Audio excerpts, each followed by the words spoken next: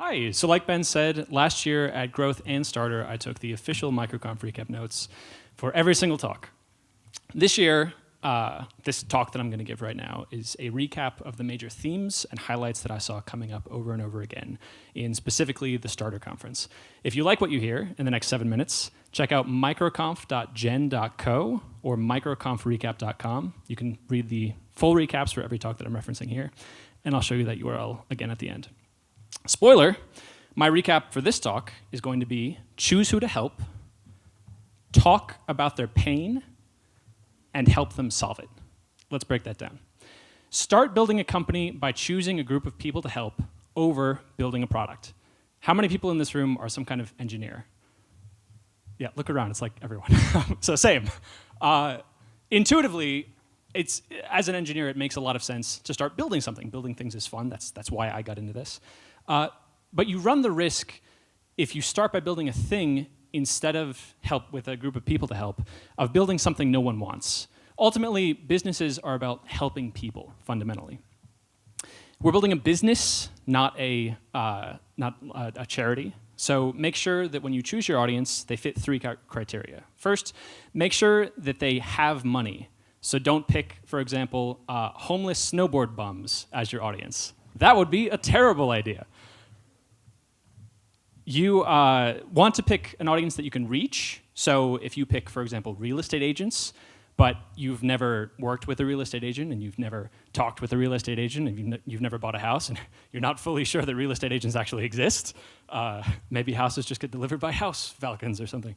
That's not going to work. It's much easier if you pick a group of people that you're already a part of that you know how to help. Importantly here also, the more specific the group that you pick, the easier it will be to build something to help them. If you try to build something for everyone, it won't work. There's only things for everyone are like air and Coca-Cola. Lastly, you want to make sure, and this is very important but often overlooked, make sure that it's a group of people that you enjoy interacting with. If you decided that your audience was going to be dentists, but the prospect of interacting with dentists every day for the next 10 years with their tight latex gloves and their sharp pointy sticks was just horrifying, then don't pick dentists. You can pick somebody else. Next, talk about their pain. Now I know what you're thinking. Talk to people? That sounds crushingly terrifying. And it is, but here's how you're going to do it.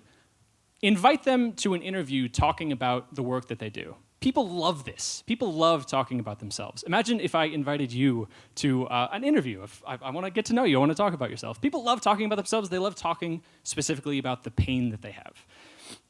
Don't be afraid to follow up. You can follow up with people 7 times, and it's not weird. One of the founders of Microconf founded a company around sending follow-up emails because it works. You picked a group of people that make money. People who are making money are probably very busy making that money, so they appreciate the reminder. The more in-person that this conversation can be, the better. You get a lot more information talking with someone face-to-face than you would get the less in-person that it gets.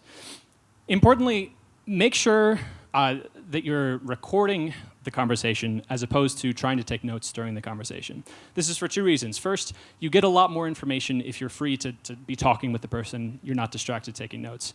And also, the exact words and phrases that they use are very useful, and we'll talk about that a little bit later. Lastly, make sure that you're listening to them instead of talking at them.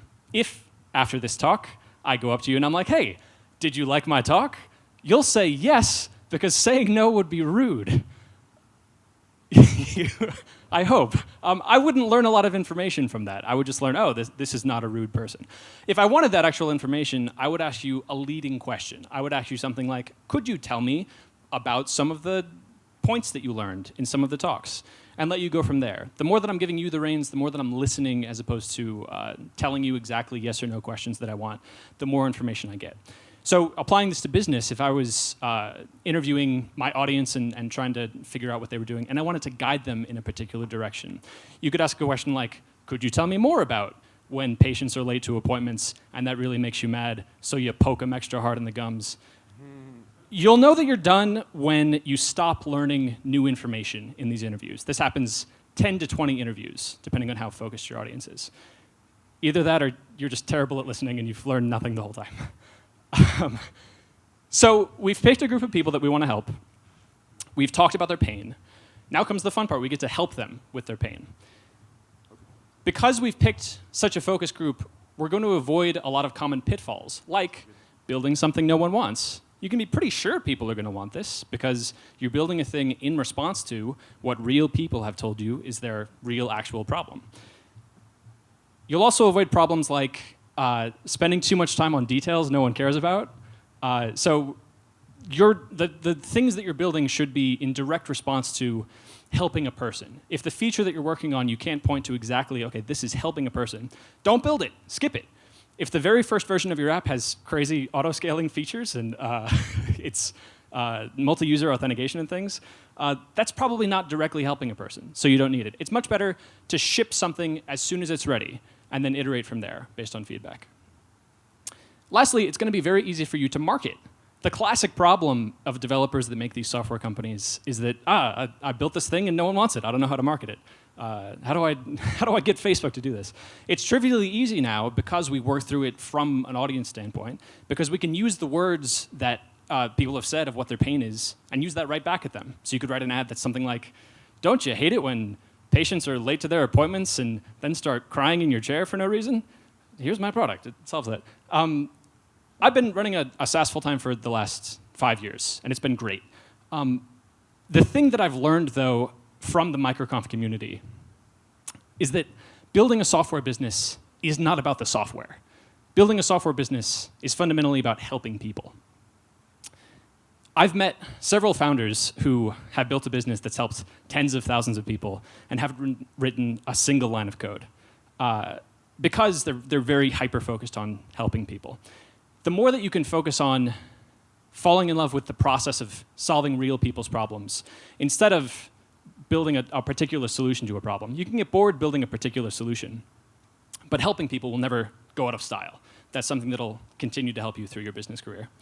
I promised I'd show you this again at the end, microconf.gen.co for the recaps. I'm also taking live recaps of all the talks from today. You can watch me furiously typing as it goes through.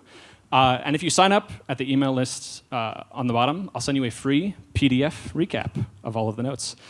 Thank you very much.